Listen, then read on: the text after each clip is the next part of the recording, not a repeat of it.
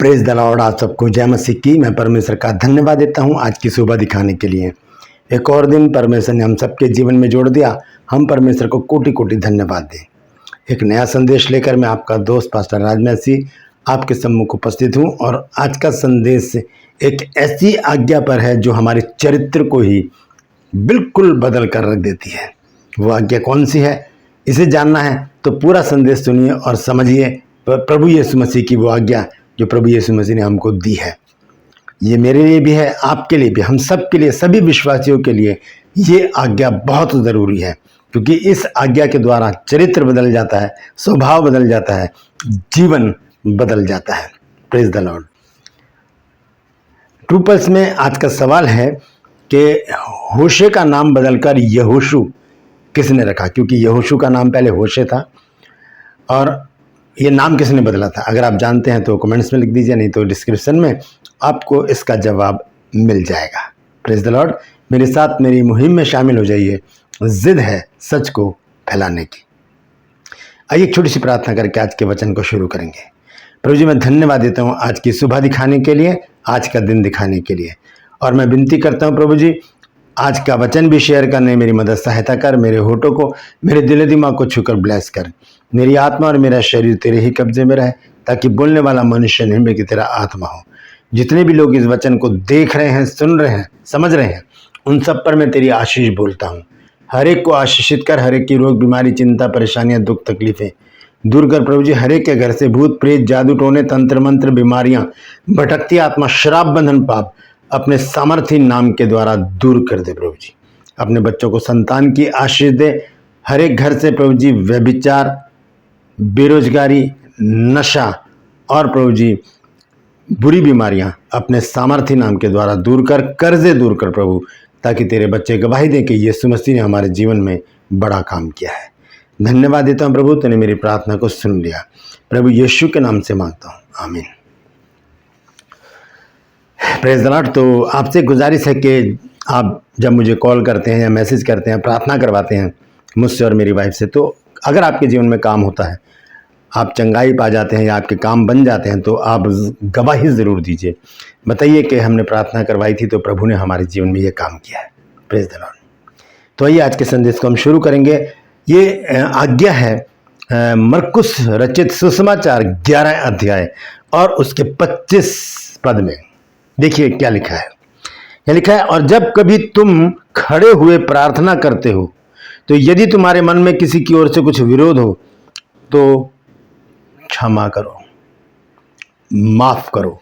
ये आज्ञा है, माफ करो, क्षमा करो, ऐसा करो। जब ये शब्द आता है ऐसा करो, तो वो आज्ञा होती है। जब हम बच्चों को अपने घर में कहते हैं बेटा ये काम करो, तो वो हम आज्ञा देते हैं अपने बच्चों को। तो परमेश्वर की ओर से, परमेश्वर के इस वचन में जो जीवित वचन है, प्रभु यीशु मसीह की ओर से हमें एक आज्ञा मिलती है कि क्षमा करो। पूरा पढ़ देता हूं मैं, फिर आगे चलेंगे। यहाँ लिखा है कि और जब कभी तुम खड़े हुए प्रार्थना करते हो और यदि तुम्हारे मन में किसी की ओर से कुछ विरोध हो तो क्षमा करो, इसलिए कि तुम्हारा स्वर्गीय पिता भी तुम्हारे अपराध क्षमा करे। एक शर्त रखी गई है। अगर हम चाहते हैं कि परमेश्वर हमारे अपराधों को, हमारे पापों को, गुनाहों को, हमारी गलतियों को, भूल चूक को क्षमा करे, माफ कर दे, खत्म कर दे, मिट्टी डाल दे उस पर, तो सबसे पहले मुझे वो काम करना पड़ेगा। पहले मुझे या आपको उन लोगों को क्षमा करना पड़ेगा जिनके प्रति हमारे मन में कुछ विरोध है या ऐसी कुछ बातें हैं जिसकी वजह से हम उनसे बात नहीं कर रहे हैं, हम उनसे दूर हैं, मनमुटाव है और हम उनसे बात करने की इच्छा भी जाहिर नहीं करते। लेकिन परमेश्वर का वचन हमें बताता है आज इस आज्ञा में, क्योंकि जो हम आजकल जिस रास्ते पर हम चल रहे हैं इस चैनल पर, वो है आज्ञाओं का रहस्य। आज चौथा एपिसोड है। इसमें हमने आज जानना है कि ये आज्ञा जो प्रभु यीशु मसीह ने दी है कि क्षमा करो, इसका कितना बड़ा महत्व मेरे और आपके जीवन में है। तो यहाँ पर लिखा है कि जब तुम कभी कभी खड़े होकर जब प्रार्थना करते हो तो प्रार्थना करने से पहले हमें माफ़ करना होगा, नहीं तो वो प्रार्थना ग्रहण नहीं होगी, क्योंकि हमने किसी को माफ़ तो किया नहीं।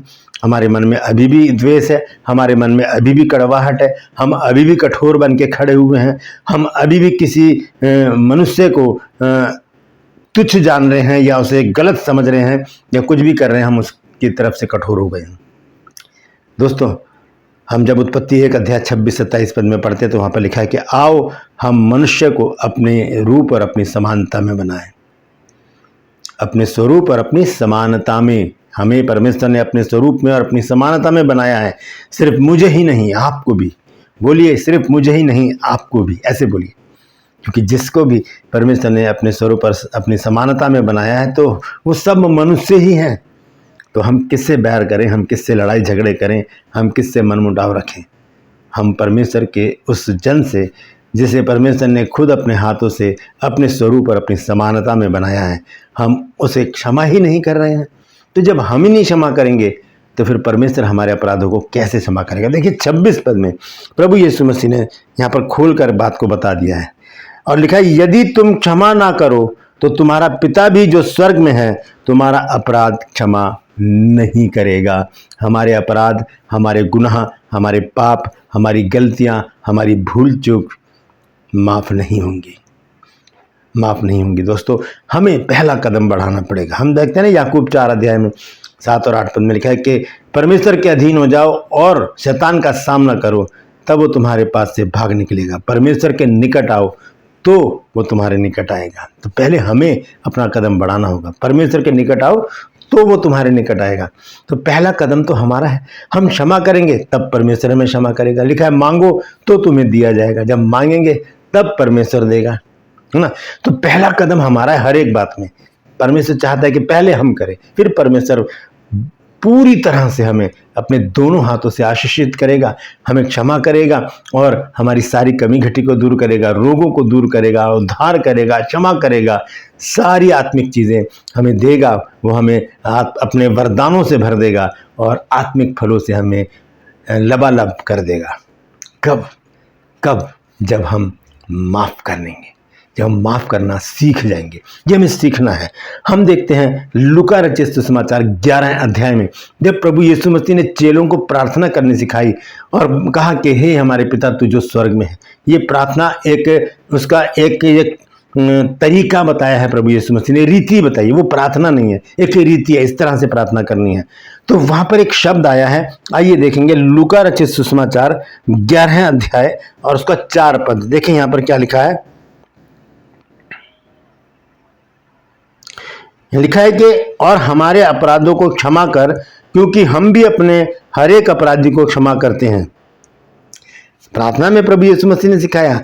हम बहुत से चर्चेज में मैंने देखा है कि इस प्रार्थना को रटाया जाता है, घरों में भी बच्चों को रटाया जाता है, फिर अंत में सब खड़े होकर इस प्रार्थना को बोलते हैं, हमारे पिता तू जो स्वर्ग में है, तेरा नाम पवित्र माना जाए, तेरा राज्य आए, तेरी इच्छा जैसे स्वर्ग में पूरी होती है वैसे पृथ्वी पर भी हो।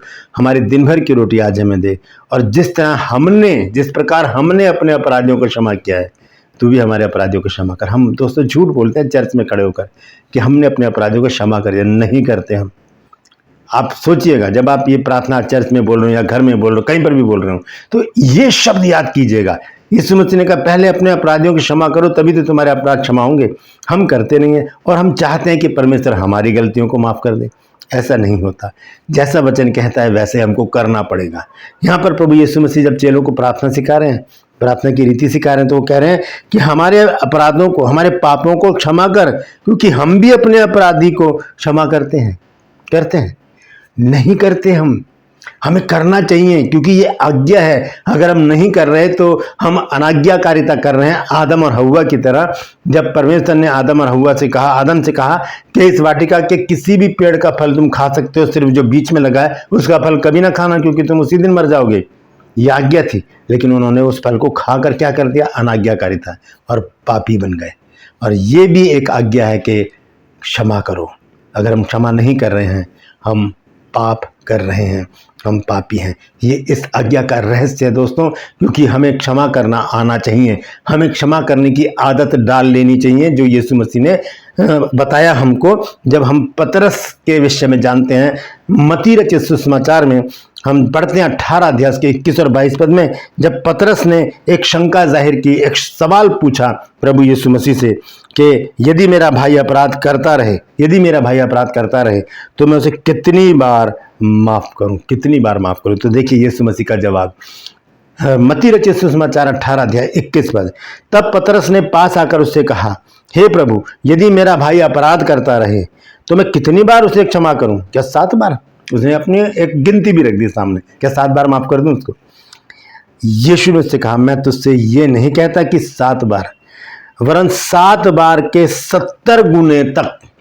7 बार के 70 गुने तक। ये गिनती बहुत बड़ी बनती है, आप कैलकुलेटर में नोट कर सकते हैं, बहुत बड़ी गिनती बनती है। इसका मतलब है माफ माफ माफ माफ करते रहें, क्षमा करते रहें। आदत डालने, हमें आदत पड़ जाएगी फिर माफ करने की। जा, मैंने भी तुझे माफ किया। यीशु मसीह ने कहा ना उस स्त्री से, जा, मैंने भी तुझे माफ किया, लेकिन आगे से ऐसा मत करना।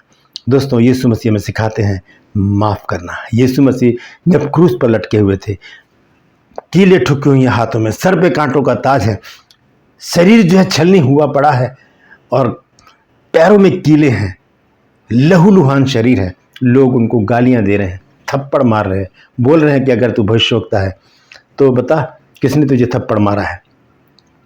यीशु मसीह ने वहां पर एक शब्द कहा, एक लाइन यहां पर बोली यीशु मसीह ने कि हे पिता, इन्हें क्षमा कर, क्योंकि ये जानते नहीं कि क्या कर रहे हैं। ऐसे ही हमें भी यीशु मसीह के पद चिन्हों पर चलना है, क्योंकि वो हमारे लिए एक आदर्श है, वो हमारे लिए एक एग्जाम्पल है कि यीशु मसीह ने अगर हम माफ़ किया है तो हमें भी माफ़ करना चाहिए, हमें भी माफ़ करना चाहिए, क्योंकि ये एक आज्ञा है यीशु मसीह के द्वारा। मरकुस 11 अध्याय 25 और 26 पद जब हम पढ़ते तो वहाँ लिखा है कि जब कभी तुम खड़े होकर प्रार्थना करते हो तो यदि तुम्हारे मन में किसी के प्रति विरोध है तो उसे क्षमा करो, ताकि तुम्हारा पिता भी तुम्हारे अपराधों को क्षमा करे। प्रार्थना में भी यीशु मसीह ने सिखाया कि जैसे हमने अपने अपराधियों को क्षमा किया, वैसे ही तू भी हमारे अपराधों को क्षमा कर। हम बोल देते हैं ये बात को, लेकिन ये झूठ है। हम माफ़ करते नहीं हैं, लेकिन फिर भी इस प्रार्थना को, रटी रटाई प्रार्थना को हम बोल देते हैं। दोस्तों, बाइबल में, वचन में बहुत जगह ये बात लिखी है नए नियम में। आइए जल्दी से मैं आपको बता देता हूँ, 2 पद मैं सिर्फ बताऊंगा। इफिसियों 4 अध्याय और उसका 32 पद देखिए क्या लिखा है। यहाँ लिखा है, और एक दूसरे पर कृपाल और करुणामय, और जैसे परमेश्वर ने मसीह में तुम्हारे अपराध क्षमा किए, वैसे ही तुम भी एक दूसरे के अपराध क्षमा करो। हमारे भी तो क्षमा हुए हैं, तो हम भी दूसरों को क्षमा करें। यही तो मसीहत है, यही क्रिश्चियनिटी है, यही विश्वासी लोगों की पहचान है कि वो माफ माफ माफ करते रहें। कुलुस्सियों में भी जब हम देखते हैं 3 अध्याय और उसके 13 पद में, वहां पर संत पौलुस ने इस बात को दोबारा दोहराया है। 3 अध्याय और उसका 13 पद देखिए, यहाँ पर लिखा है, और यदि किसी को किसी पर दोष देने का कोई कारण हो तो एक दूसरे की सह लो और एक दूसरे के अपराध क्षमा करो, जैसे प्रभु ने तुम्हारे अपराध क्षमा किए वैसे ही तुम भी करो। यह आज्ञा बार बार हमारे पास आ रही है कि हम माफ करें, माफ करें, माफ करें। दोस्तों, आज अपने हाथों को उठाकर प्रार्थना करें, प्रभु मुझे इस लायक बना के मैं अपने अपराधियों को क्षमा कर सकूं, ताकि प्रभु तू भी मेरे अपराधों को क्षमा करे। मैं चाहती हूँ प्रभु कि मेरा मन, मेरा हृदय, मेरा विचार, मेरा सब कुछ प्रभु तेरी अधीनता में हो, ताकि प्रभु जी मैं माफ़ करना सीख सकूं। प्रभु मैं धन्यवाद देता हूँ इस प्रार्थना के सुने जाने के लिए। यीशु के नाम से मांगते हैं, आमीन। ये छोटी सी प्रार्थना कीजिए, परमेश्वर आपके हृदय को ऐसा बना देगा कि आप माफ़ करना सीख जाएंगे प्रभु यीशु मसीह की तरह। Praise the Lord. परमेश्वर इन वचनों के द्वारा हम सबको आशीष दे। यदि आज आपने कुछ नया सीखा है तो कमेंट्स में लिख दीजिएगा और इस वचन को शेयर कीजिए, ताकि और भी लोग इस बात को जान सकें कि ये आज्ञा हमारे जीवन को, चरित्र को, हमारे व्यवहार को, सब कुछ को बदल देती है जब हम इस पर पालन करते हैं। माफ़ करें और माफ़ करते रहें। Praise the Lord. True pulse में आज का सवाल है कि होशे का नाम बदलकर यहोशू किसने रखा? अगर जानते हैं तो कमेंट्स में लिख लीजिए, नहीं तो डिस्क्रिप्शन में आपको इस सवाल का जवाब मिल जाएगा। मेरे साथ मेरी मुहिम में शामिल हो जाइए कि जिद है सच को फैलाने की। यदि अभी तक आपने मेरे इन चैनल्स को सब्सक्राइब नहीं किया तो अभी सब्सक्राइब कर लीजिए, बेल आइकन को दबाइए ताकि नोटिफिकेशन आपके पास पहुंचे, नया वीडियो बिना व्यवधान के आपके पास पहुंच जाए। मेरे वीडियोज़ को लाइक कीजिए, शेयर कीजिए और कमेंट्स वक्त में आकर मुझसे ज़रूर बातचीत कीजिए। Praise the Lord. आज के लिए बस इतना ही, फिर मिलूंगा एक नए संदेश के साथ, एक नया वीडियो लेकर। तब तक के लिए मुझे इजाज़त दीजिए, लेकिन अपना और अपनों का ख्याल रखिए और माफ़ करना सीख जाइए, क्योंकि प्रभु हमें माफ़ करने के लिए तैयार है। Praise the Lord.